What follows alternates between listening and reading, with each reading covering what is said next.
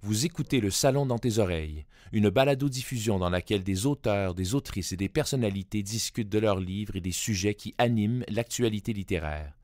Les enregistrements ont été faits lors du dernier Salon du Livre de Montréal.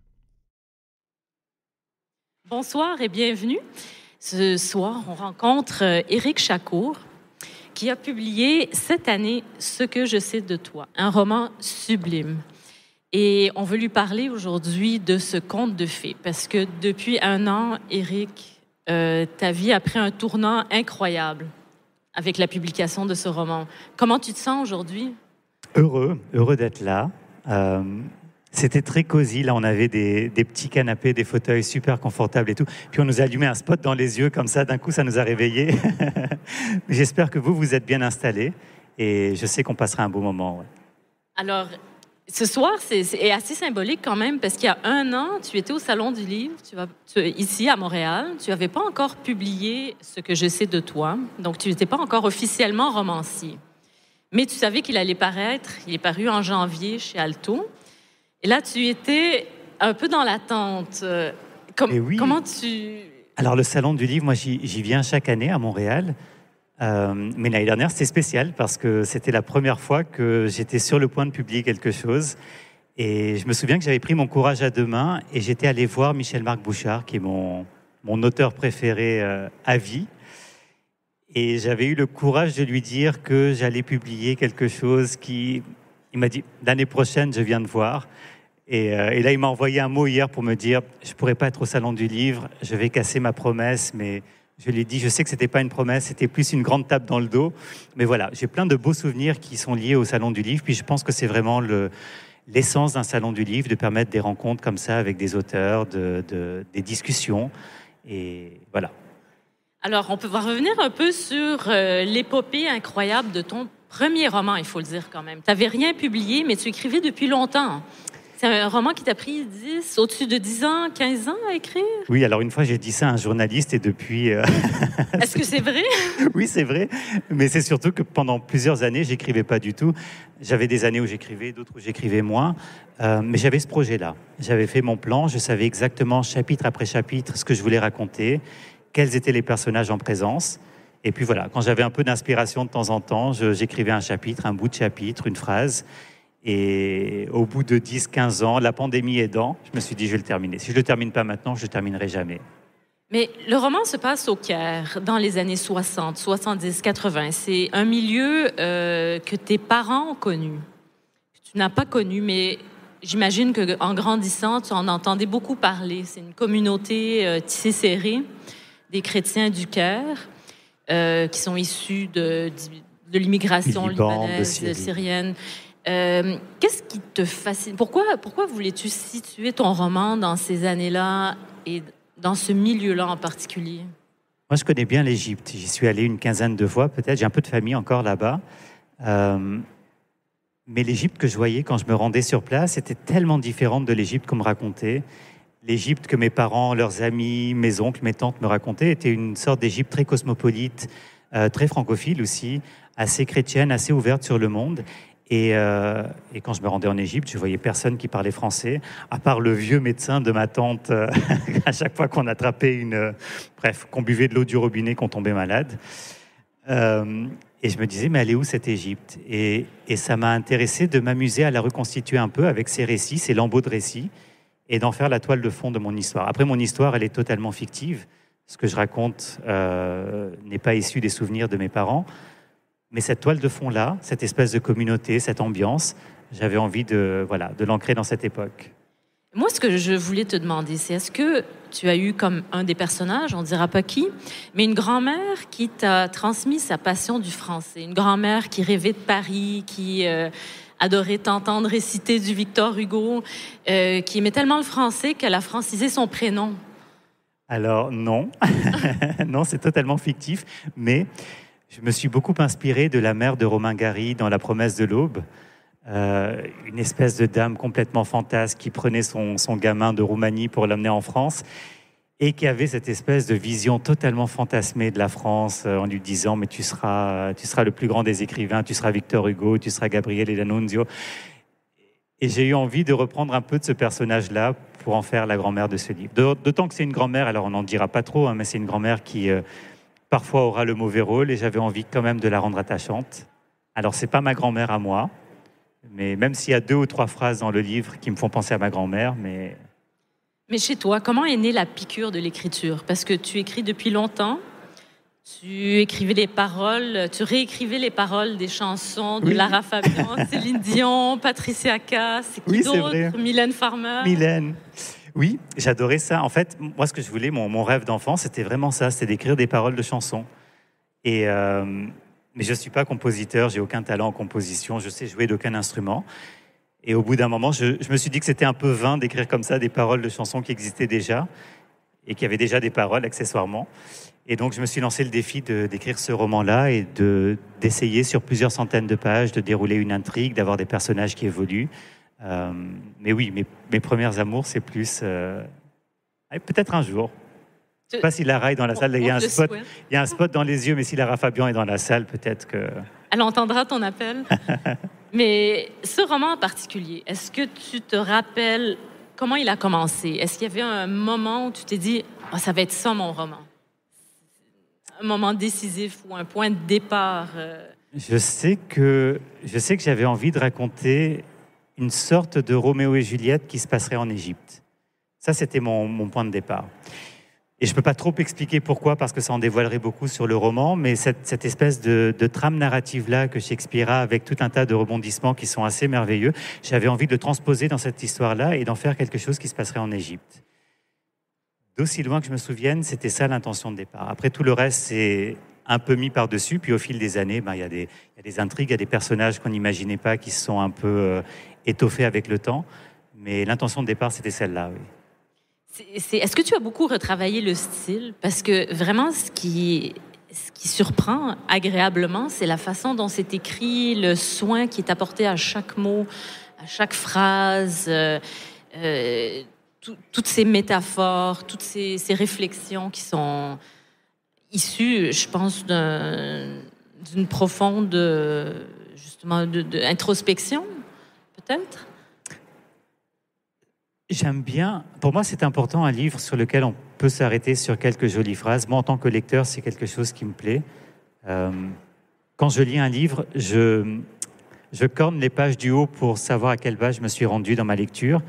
Et je corne les pages en bas quand il y a une phrase qui me plaît sur la page et que je sais que j'aurai envie d'y retourner. Et donc voilà, j'avais envie d'un livre où les gens pourraient corner les pages en bas assez souvent. Est-ce que je l'ai beaucoup retravaillé? Pas tant que ça. En fait, le retravail, c'était surtout... Bon, quand un livre s'écrit comme ça au fil des années, évidemment, ce que j'écrivais au début de ma vingtaine et à l'orée de ma quarantaine n'était pas exactement la même chose. Donc j'ai eu besoin de faire un petit travail d'uniformisation du style, parce que la manière de construire les phrases n'était pas les mêmes, puis il ne faut pas que le lecteur change de monde d'un chapitre à l'autre. Mais non, sinon il n'y a pas eu beaucoup de retravail, mais il y a eu beaucoup de soins apportés à... Oui, à des... Voilà, j'essaie de soigner mes phrases. Oui, ça paraît, écoute... Et surtout, c'est un roman qui est difficile à résumer sans en dévoiler trop. On ne peut pas en dire beaucoup. On peut dire que, il y a ce personnage de Tarek qui, très jeune, il va devoir suivre un peu les traces de son père. Il va devenir médecin comme son père. Il va perdre son père très jeune. Donc, il va prendre des responsabilités qui sont... Disons qu'il va entrer de l'enfance à l'âge adulte sans vraiment vivre son adolescence, on a l'impression. Puis après, il va faire une rencontre qui va faire en sorte que... il va pouvoir vivre cette adolescence tardive. Oui, je pense que tu as utilisé un terme qui est important. Tu as parlé de responsabilité. Moi, j'avais envie de raconter ça. J'avais envie de raconter comment, dans une société traditionnelle, un garçon peut être écrasé par les responsabilités qu'on lui met sur les épaules et une petite fille peut être écrasée par les responsabilités qu'on lui refuse parce que c'est une fille. Et cette espèce de double drame qui peut être vécu, c'était important pour moi. Tu vois, la première scène, c'est une scène avec un père qui parle à ses enfants, qui leur dit « Alors, quelle voiture tu voudrais plus tard ?» On voit bien que le gamin, il n'a aucune idée de la voiture qu'il voudrait plus tard. Un âne, ça lui irait bien. Alors, sa sœur, elle a tout un tas d'idées. Comme ça, elle veut la rouge décapotable qui est là-bas. Et le père, il s'en fiche parce qu'il n'a pas posé la question à la fille. Lui, il a un argumentaire à dérouler devant son fils. Donc, il recentre à chaque fois la discussion sur son fils. Son fils n'a aucune idée, mais sa sœur, elle insiste vraiment. Non, non, moi je veux la rouge, la rouge. Et en fait, ce petit drame-là qu'on peut vivre dans les sociétés traditionnelles, c'était quelque chose d'important. Puis moi, je viens d'une famille, parfois je le dis en rigolant, mais je trouve que ma famille, c'est un peu comme la famille royale britannique, tu vois. Ça fait des grandes reines et des tout petits rois. Bon, eh ben, il y a beaucoup de femmes qui ont des très forts caractères, et les hommes, je me mets aisément dedans, sont souvent moins intéressants. Et je trouvais que c'était, voilà, je voulais faire un roman très féminin. Et voilà, et on le sent d'ailleurs, il y a toujours l'ombre de la sœur, on peut le dire, c'est la sœur de Tarek qui est un peu en fait, qui n'arrive pas elle-même à assouvir ses ambitions parce que elle suit son frère, tout est centré autour de Tarek en grandissant. Et puis c'est lui que le père choisit pour. En fait, sa sœur, elle va jamais suivre d'études non plus là. Toutes les femmes sont dans l'ombre, mais en fait, ce sont elles qui tirent les fils de toute l'histoire. C'est ça que j'avais envie de raconter. Donc oui, effectivement, la sœur, elle aurait sûrement pu faire des études brillantes. On voit qu'elle est beaucoup plus dégourdie que son frère. Bon, on n'en attend pas beaucoup d'elle et on comprendra qu'à un moment, elle a fini par se marier pour essayer de quitter ce huis clos familial parce que ça devenait étouffant. Mais finalement, quand on y pense, toutes les femmes de ce roman sont un peu effacées. Et pour autant, je pense que c'est vraiment un roman qui leur est dédié. C'est très beau. Et tu as aussi voulu parler d'exil. Parce que Tarek, il va finir par quitter le Caire, l'Égypte. Et puis, à ce moment-là, il y a une phrase magnifique. Tu dis, il est devenu étranger partout. Et pourquoi c'était important pour toi de parler de l'exil dans ce roman? Il y avait deux choses que je voulais évoquer. La première, c'était l'exil, parce que ça nous met dans une forme de fragilité. Ça veut dire qu'à un moment, on se sent étranger partout, on se sent étranger dans le pays où on arrive, c'est évident, parce qu'on n'en a pas tous les codes, on ne sait pas exactement comment ça fonctionne. On parle à des gens, à chaque fois qu'on a quelqu'un qui vous répond, là, Tarek, il part du Caire, il arrive à Montréal. Bon, à chaque fois qu'il y a quelqu'un qui lui parle, je pense que dans sa tête, il se dit, ils sont comme ça, les Québécois, parce qu'il essaye de se faire des références, il est obligé de les constituer. Puis moi, le Montréal que j'ai raconté, c'est le Montréal d'un nouvel arrivant. C'est pas le Montréal, j'ai pas voulu faire un Montréal folklorique, le Montréal où je suis né, ça m'intéressait pas de raconter ça. Je préférais raconter le Montréal d'un nouvel arrivant qui va avoir des détails que toi et moi, on voit plus parce que c'est notre ville. Le Montréal avec la fausse neige de Larama qui coule sur les vitres, ça m'intéressait, tu vois. Et donc, je voulais raconter cet exil parce que ça nous met dans une forme de fragilité. Et je voulais que mon personnage ait cette fragilité-là. Et je crois que ce que je voulais raconter aussi, et surtout, c'était la conséquence de l'exil, c'est-à-dire l'absence. Je voulais raconter comment une absence, parfois, finit par prendre plus de place que la présence de n'importe qui. Et dans cette famille, cet absent-là, il a plus de place que n'importe quel présent, et c'est un peu le drame qui se déroule autour de ça. Effectivement. Puis il y a aussi cette dualité un peu, être ici et ailleurs. Tu l'as vécu aussi, toi, il me semble. Est-ce que ça faisait écho à certaines choses que tu avais vécues? Il y a toujours des formes d'écho. Moi, je suis né ici, je suis parti en France quand j'étais enfant, je suis revenu ici pour mes études, je suis reparti en France pour mon travail, je suis revenu il y a 6 ans, donc toute ma vie a été faite d'aller-retour. La plupart de ma famille est ici, mais ça a été beaucoup d'aller-retour. Donc oui, effectivement, je me suis nourri de certaines choses que j'ai pu voir à l'époque et que j'ai pu ressentir comme enfant. Mais non, je pense que c'était surtout un exercice d'empathie. Je crois que j'avais envie d'imaginer la vision de ce jeune homme qui arrive dans un pays qui n'est pas le sien. Et peut-être celle de mes parents à travers lui, parce que voilà, j'ai essayé de me dire, ces parents qui n'avaient jamais vu la neige, ou peut-être 1 ou 2 fois quand ils étaient allés au Liban faire du ski, d'un coup ils arrivaient à Montréal, ils découvraient ça. J'ai essayé de me mettre dans leur tête et ça m'a un peu touché de le faire. Tu as voulu imaginer ce qu'ils avaient vécu et comment eux, en fait, leur réflexion, parce que j'imagine qu'ils n'ont pas nécessairement partagé ça avec toi. Est-ce qu'ils sont revenus? Je sais que pour, par exemple, mes parents, on ne parle pas de ces choses-là. Oui, c'est drôle. On est parti, on est arrivé quelque part, puis ça s'arrête là. Ouais. On ne revient pas sur ces sentiments. Peut-être c'est une question de génération, je ne sais pas. Ou de pudeur, peut-être. Oui, oui. Non, oui, j'ai eu envie d'essayer d'imaginer ça. Et effectivement, c'était pas beaucoup des récits qu'ils me faisaient, c'était plutôt des. Mais tu sais, il y a toujours un moment comme ça à la fin d'un repas où ils sont avec leurs amis, ils boivent un peu trop, puis ils commencent à se raconter. Tu te souviens le Nouvel An, on était allé faire du camping sauvage aux Pyramides, machin. Il y a tout un tas de choses comme ça qui naissent. Et puis parfois, surtout quand j'allais en Égypte avec mon père, il me montrait des choses. Il me disait, tiens, sur cette rue-là, il y avait ta grand-mère qui avait un magasin qui s'appelait Tout pour la femme. Un magasin qui s'appelle Tout pour la femme. Tu vas en Égypte aujourd'hui, tu verrais jamais un magasin qui s'appelle... Donc elle travaillait dans ce magasin qui s'appelle Tout pour la femme. Et les Égyptiennes venaient avec des magazines européens et elles essayaient de refaire sur mesure les robes qu'elles voyaient dans le magazine. Elles choisissaient donc les tissus, les étoffes, etc. J'ai eu envie de reconstruire cette Égypte-là.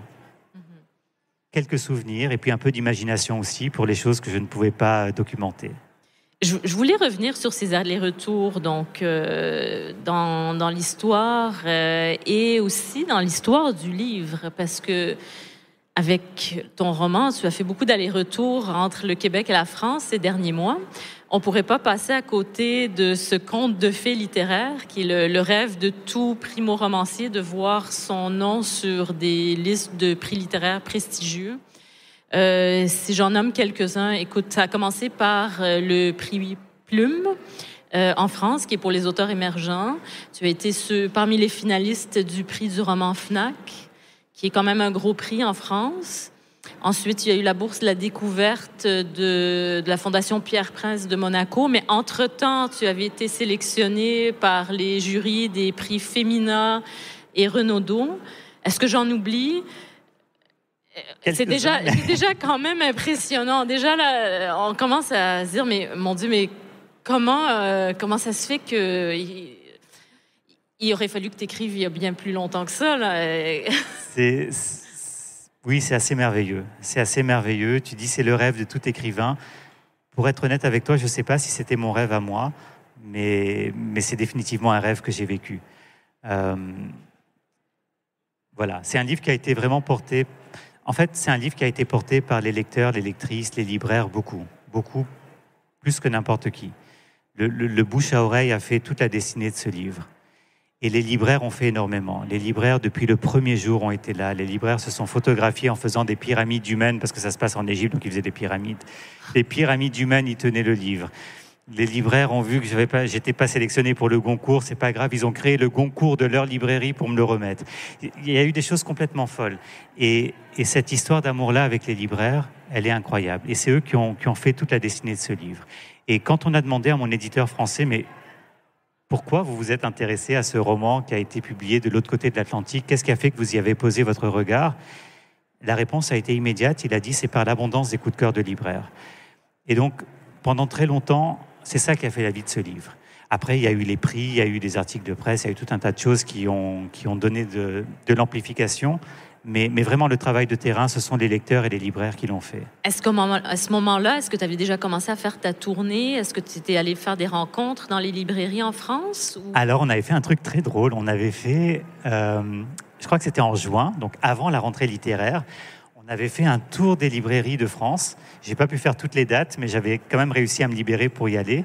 C'était pas un tour des librairies, pardon. C'était un tour de présentation de la rentrée littéraire. On s'était mis comme ça à 4 éditeurs. Chacun présentait sa rentrée littéraire, 2, 3 romans, pas plus.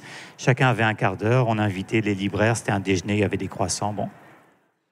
Et on en a vu, rends-toi compte, on en a vu peut-être 650. 650 libraires qui se sont déplacés, qui sont venus pour entendre 4 éditeurs parler de leur rentrée littéraire. Et j'étais souvent le seul auteur, donc ça a permis aussi de faire des liens avec eux, puis de commencer à parler. Et je crois que ça a été le début de cette jolie histoire d'amour avec eux. Et là, j'ai très hâte, parce que normalement, si tout va bien, en janvier-février, je vais retourner 3 semaines en France, cette fois-ci pour faire un tour des librairies, parce qu'on a reçu beaucoup d'invitations et ça me tenait vraiment à cœur. C'est une excellente nouvelle. Est-ce que tu as déjà une idée des villes où tu vas te rendre, des librairies, ou on ne peut pas en parler encore? C'est encore un peu tôt, mais... D'accord. Mais et ces libraires, de quoi ils te parlaient souvent, la plupart du temps? Qu'est-ce qui les avait marqués le plus dans le livre? Ça varie beaucoup d'un lecteur à l'autre. c'est très drôle parce que souvent les lecteurs viennent et puis te racontent un peu. Ça c'est un truc, tiens, j'aurais jamais pensé ça. Pourquoi les lecteurs viennent? Peut-être que vous viendrez tantôt à la dédicace. Pourquoi est-ce que les lecteurs viennent et me racontent le livre? J'ai parfois des lecteurs qui me racontent chapitre après chapitre tout ce qui se passe. Donc je les écoute religieusement. Non, puis ils captent mon attention et tout parce qu'ils veulent pas me dire les rebondissements avant qu'ils arrivent. Bon, j'écoute. Et parfois je me dis, c'est pas exactement le livre que j'ai écrit, mais en même temps, c'est le livre qui leur a plu. Donc quelque part, c'est le livre que j'aurais aimé écrire. Alors c'est pareil, c'est aussi bien. Et je crois que chacun raconte le livre à partir de son propre prisme. Moi, j'ai des gens qui viennent et qui ne me parlent que d'exil, par exemple. Et je devine qu'ils entretiennent une certaine intimité avec ce sujet-là. J'ai des gens qui ne me parlent que de l'histoire d'amour homosexuel. Et puis je me dis que c'est sans doute quelque chose qui compte dans leur vie. J'ai des gens qui me parlent de filiation. J'ai quelqu'un un jour qui m'a dit, moi, après avoir lu ce livre, j'ai voulu savoir qui était mon père. Et je suis parti à sa recherche parce que je ne l'avais jamais connu. Et j'ai découvert qu'il était mort il y a quelques années. Mais ce n'est pas grave, je suis content de l'avoir fait. Et ça fait partie des témoignages qui sont vraiment bouleversants parce qu'on ne peut pas s'attendre à ça quand on écrit. On s'attend à plein de choses. On s'attend à ce qu'un lecteur sourie quand on met une petite blague dans une page. On s'attend à ce qu'il soit un peu triste, ou en tout cas on espère qu'il versera sa petite larme quand on met un drame. Mais on ne s'attend pas à ce genre de révélation. On ne s'attend pas à ce que la trajectoire d'une vie puisse dévier, même d'une poussière d'angle comme ça, après un livre. Et ça, c'est des beaux cadeaux. Il y a des gens qui m'ont dit qu'ils ont lu le livre et qui ont pleuré en le lisant. À certains passages, à la fin, qui ont été très émus. Et toutes sortes de personnes. Il y a quelque chose qui vient chercher le lecteur ici. Et j'imagine que c'était inconscient chez toi. Tu ne savais pas que tu écrivais quelque chose qui allait toucher de façon, disons, assez universelle quand même. Parce qu'on n'a pas nécessairement besoin d'avoir vécu ces mêmes situations pour ressentir... C'est ça qui est drôle, en fait. C'est que moi, je me disais... Je ne pensais pas que ça deviendrait un livre populaire, vraiment. Je me disais, ça traite d'homosexualité, ça effleure la thématique des troubles alimentaires, ça parle d'exil. Bon, il y a plein de gens qui peuvent vivre une vie entière sans jamais expérimenter l'homosexualité, les troubles alimentaires et l'exil. Tu vois, je me disais, ce n'est pas des sujets qui sont universels. Donc, je me suis dit, ça plaira peut-être à quelques personnes, mais je ne pensais pas que ça deviendrait un livre... Et voilà, je suis assez émerveillé de voir que ça a réussi à toucher au-delà de ça et que peut-être les autres thématiques, l'histoire familiale, l'histoire d'amour, ça finalement, ça nous rassemble tous. D'ailleurs, tu parles de cette question des troubles alimentaires. Moi, ça m'a intriguée. Je me suis demandé pourquoi tu avais tenu à mettre ce détail-là. Parce qu'au début, on ne sait pas exactement de quoi il s'agit. Je me disais, mais j'espère qu'on va à la fin, avant la fin, on va découvrir c'est quoi cette histoire d'eau de Javel et de nourriture qui disparaît. C'est drôle parce qu'il y a des lecteurs qui passent complètement à côté de ça. Et il y en a d'autres qui ne voient que ça et qui sont focalisés dessus, sans doute parce qu'ils ont eux-mêmes connu cette histoire. En fait, j'ai essayé de mettre plein de petites choses qui peuvent être découvertes dans une relecture, par exemple. J'ai mis certaines phrases qui ont l'air très anodines quand on lit le livre la première fois. Et une fois qu'on l'a lu et qu'on sait qui est le narrateur et qu'on a découvert tout ce qui allait se passer, quand on relit cette phrase, elle a un autre sens. Ça m'a amusé de mettre comme ça des petits... Alors dans les jeux vidéo, on appelle ça des Easter eggs, des œufs de Pâques comme ça qu'on glisse dans certaines scènes. Ça m'a amusé de mettre des petites choses comme ça. Et la question des troubles alimentaires aussi, elle en fait partie. Je trouve que ça a informé le personnage qui l'expérimente. Et en même temps, si on ne le voit pas, parce que c'est dit de façon assez pudique, je pense que ça ne change pas le plaisir de lecture. Est-ce que c'est des choses que tu es venu rajouter par la suite dans ton processus de réécriture? Ce détail-là, oui. Celui-ci, oui. En fait, moi, je vivais une petite peine de cœur pendant le processus de révision du livre. Et ça tombait bien parce que mon éditrice m'a dit, la femme qui est quittée dans ton livre, il faudrait lui donner un peu plus de dimension. Donc voilà, j'avais un beau terrain de jeu pour essayer de trouver des éléments et la rendre un peu plus attachante. Et donc j'ai essayé de lui inventer un peu plus un passé, un présent et de la mettre un peu moins au deuxième plan. J'étais curieuse de savoir, je sais que le livre s'est très bien vendu ici comme de l'autre côté de l'Atlantique. Je voulais savoir jusqu'à combien de réimpressions tu t'es rendu. Est-ce qu'il y a eu des... Je sais. Alors, mon éditeur m'a dit ce matin qu'il y en avait 7 côté Québec. Et côté France, je ne sais pas. Mais alors en France, on a dû réimprimer avant même que le roman sorte. En août dernier. Mais oui, parce qu'en fait, on avait rencontré les libraires, donc ils étaient partis avec le livre, machin, ils avaient fait leur commande. Donc ça se passe comme ça, en fait, en librairie. On dit pour la rentrée littéraire, je veux tant d'exemplaires. Bon, alors c'est quoi, Éric Chacour, ça parle de quoi? Une histoire en Égypte, bon, vous m'en mettez 5. Et quand ils sont rentrés de vacances, après l'avoir lu pendant les vacances, eh ben, ils en ont recommandé 3 à 4 fois plus que ce qu'ils avaient commandé initialement. Et donc, on a dû réimprimer. On était en rupture de stock avant même que le livre soit sorti. On a dû en réimprimer en catastrophe pour en avoir assez pour la rentrée. Mais non, c'est assez chouette. Est-ce qu'il faut dire que ça fonctionne un peu différemment en France? La promotion se fait avant la sortie du livre, tandis qu'ici, c'est plus ou moins au même moment. Oui, parce qu'il y a ce phénomène de rentrée littéraire qui est très, très particulier en France. C'est vraiment quelque chose d'assez... Je pense qu'il faut le vivre pour savoir ce que c'est. Moi, je n'imaginais même pas ce que c'était. Mais oui, il y a des centaines et des centaines de romans qui sortent en quelques jours. Des centaines. Je crois qu'il y en a 500. Oui. Et là, tout le monde est en train de dire cette année, 500, c'est la plus petite rentrée du siècle. Enfin, c'est quand même 500 romans. Je ne sais pas qui peut lire 500 romans, mais... Et donc, et c'est à cette période-là où tombent toutes les nominations pour les prix. Alors vous imaginez, un jury de prix il ne peut pas lire 500 romans évidemment, donc il doit faire une sélection de sélections. Et c'est dans une espèce de frénésie sur quelques jours à peine. Et alors tous les articles de journaux tombent, les jurys de prix, les nominations, les choses. Et c'est assez étourdissant comme manège. Et en fait, ça s'est fait assez rapidement, l'achat du livre par un éditeur français, parce que tu l'as publié ici en janvier chez Alto, et très peu de temps après, il a été acheté en France par Philippe Rey. Oui.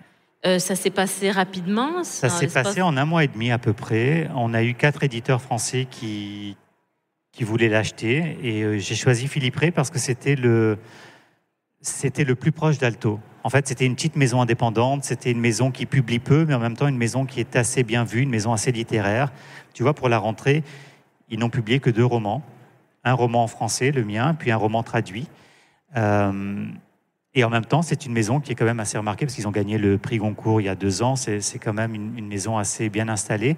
Et moi, j'étais en confiance avec eux. J'ai eu des premiers échanges avec eux. Et ça aussi, c'est quelque chose que j'ai découvert. La relation avec un éditeur. C'est pas juste celui qui envoie en impression des livres. C'est tout un accompagnement, c'est toute une aventure humaine, c'est des gens qu'on est content de retrouver. Dernière fois, c'était à Rimouski, on s'était vus, on avait fait un à Québec. Donc à chaque fois qu'il y a un salon du livre, c'est la redécouverte et c'est des moments très forts qu'on vit ensemble. Et l'éditeur t'accompagne ici au Québec et c'est chez Alto, donc Antoine Tanguay et Philippe Rey en France, ils t'accompagnent aussi.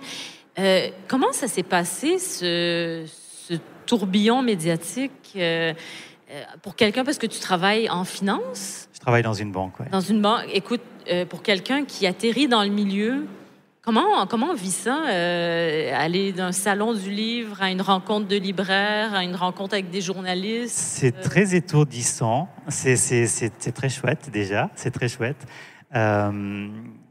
Ce qui a été compliqué à gérer dans la dernière période, c'est surtout le décalage horaire. Parce qu'il fallait que je me réveille parfois à 4 heures du matin pour faire des visios avec les lycéens en France, parce que j'étais sur le Renaudot des lycéens et le féminin des lycéens, donc il fallait que je me réveille à 4 heures du matin. Puis j'étais rentré à minuit de Rimouski parce que c'est 7h30 de bus pour rentrer. Et puis après, j'avais ma journée de travail qui commençait. Donc il a fallu surtout essayer de séquencer le tout. Mais voilà, j'ai eu la chance d'être bien soutenu aussi au niveau de mon employeur et non, c'est très chouette. Justement, est-ce que tes collègues, ton patron ont lu le roman? Qu'est-ce qu'ils en ont pensé? J'ai quelques...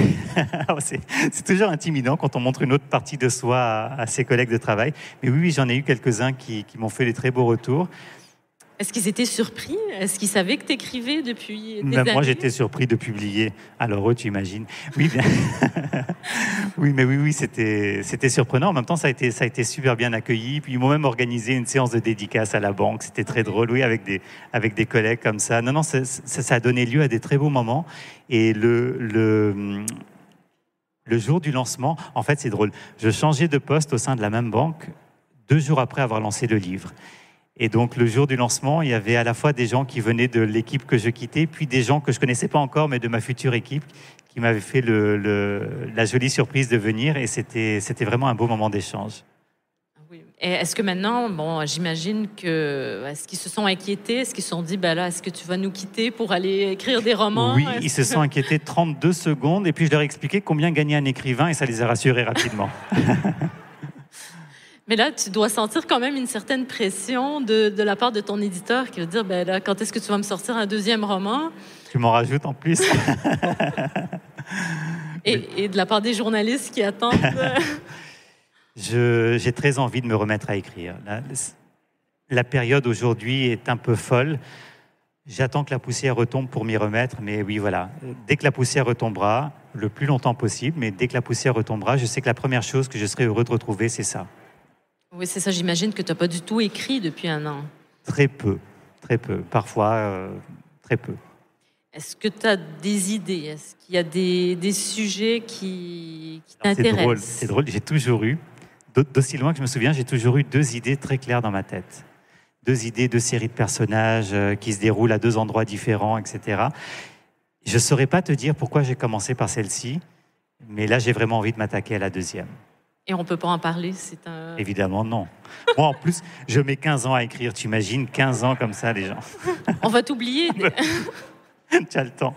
Dans 15 ans, on se dira, ah oui, c'est vrai, c'est celui qui a sorti. Dans notre jeunesse, quand on parlait au Salon du Livre de Montréal. C'est ça. Mais comment trouves-tu le temps d'écrire? Quand on a un emploi à temps plein, comment on trouve le temps d'écrire? Pour l'instant, je n'ai pas donné de classe de maître sur le sujet parce que j'ai mis un temps fou pour l'écrire. Maintenant que j'essaye que j'ai un peu plus de pression, comme tu disais, je pense que je vais devoir me discipliner un peu plus que je ne l'ai été. Surtout les jours de congé et le week-end, parce que moi j'ai du mal à travailler la journée puis écrire le soir. Mais je pense que je vais essayer de me mettre un samedi ou un dimanche par semaine où je ne fais que ça. Et on verra si je suis un peu plus rapide. Écoute, il y a un passage que j'aime beaucoup personnellement. Je ne sais pas si tu avais envie de le lire. Lequel? Pour nous faire plaisir. C'est ici, celui... c'est au tout début. Donc, Tarek est encore jeune. Ça commence par un jour. Alors, je vais même le reprendre quelques phrases au-dessus. Vas-y, pour ceux qui ne l'ont pas lu, je pense que c'est un très beau passage qui va vous donner un peu une idée du style d'écriture. Alors, la vie commencerait plus tard. Pour l'heure, ce n'était pas la vie. C'était une attente, un répit peut-être, l'enfance, une lente préparation. À quoi te préparais-tu? Ou plus précisément, à quoi te préparait-on? Tu appréciais davantage la compagnie des adultes que celle des enfants de ton âge. Tu étais ébloui par ceux qui n'hésitent jamais, ceux qui, avec le même aplomb, peuvent critiquer un président, une loi ou une équipe de football. Ceux dont chaque geste semble affirmer qu'ils détiennent la vérité pleine et entière. Ceux qui régleraient en un claquement de doigts les questions de la Palestine, des frères musulmans, du barrage d'Assouan ou des nationalisations. Tu finissais par croire que c'était cela l'âge adulte, la disparition de toute forme de doute. Un jour, il t'apparaîtrait pourtant avec évidence qu'il n'existe que très peu d'adultes véritables, que personne ne se dépare tout à fait de ses peurs originelles, de ses complexes adolescents, du besoin inassouvi de venger ses premières humiliations. On s'étonne encore de déceler une réaction puérile chez un de nos semblables, mais c'est une grossière erreur. Il n'y a pas d'adulte au comportement d'enfant. Il n'y a que des enfants qui ont atteint l'âge où le doute est honteux. Des enfants qui finissent par se conformer à ce qu'on attend d'eux, qui renoncent à la moindre remise en question, affirment sans plus trembler, méprisent la différence. Des enfants aux voix rauques, aux cheveux blancs, à l'alcool facile. Bien des années plus tard, tu finiras par comprendre qu'il faut les fuir quoi qu'il en coûte. Mais en ce temps-là, ils te fascinaient. Merci beaucoup, Éric. Merci. C'est un passage vraiment magnifique. La première fois que je l'ai lu, j'ai eu des frissons. Et il me fait encore de l'effet. Je ne sais pas pourquoi, ce passage-là, mais dès que je suis arrivée là, il y a eu une espèce de tension qui s'est installée et qui est restée tout au long du roman jusqu'à la fin. C'est quelque chose que... C'est une réflexion que je me suis souvent faite, en fait. Je me suis souvent dit, ben voilà, quand j'étais enfant, je regardais les adultes et je me disais, ah bah tiens, ils savent tout. À chaque fois qu'on leur pose une question, ils ont une réponse et ça va être ça à l'âge adulte. On va enfin avoir la réponse à toutes nos questions. Et maintenant que je suis adulte et que j'entends les enfants de mes amis, parce que je commence à avoir cet âge-là, qui posent des questions à leurs parents et que je vois les réponses qu'ils sortent, ben, je me rends compte que finalement, c'est des réponses qui évitent un peu, c'est des réponses qui ne sont pas tout à fait correctes, c'est des réponses qui veulent juste montrer qu'on n'est pas complètement idiot. Et je me dis, voilà, ces adultes que moi j'idéalisais quand j'étais enfant, maintenant que je suis de l'autre côté, je me rends compte qu'il y a beaucoup de posture dans ce qu'on est et un peu moins de véracité que ce qu'on voudrait. En effet, on essaye de montrer qu'on sait, même si on ne détient pas toujours les réponses. Oui, et puis on ne cesse jamais d'être l'enfant qu'on était. On a toujours nos peurs originelles, on a toujours nos complexes adolescents. C'est pas parce qu'on met un veston de banquier et qu'on est sur une scène au Salon du Livre de Montréal qu'on a beaucoup grandi. On est le même, avec les mêmes craintes, avec la même peur de monter sur scène, avec le même côté ébloui quand on a de la lumière qui nous tombe dessus, et voilà. Et toi, avais-tu peur de parler en public avant toutes ces apparitions médiatiques, avant toutes ces rencontres? Est-ce que tu étais quelqu'un qui était à l'aise de parler, d'être interviewé, de parler devant une dizaine de personnes, quelques dizaines de personnes? C'est quelque chose que je sais faire. Je suis très content d'être là avec vous.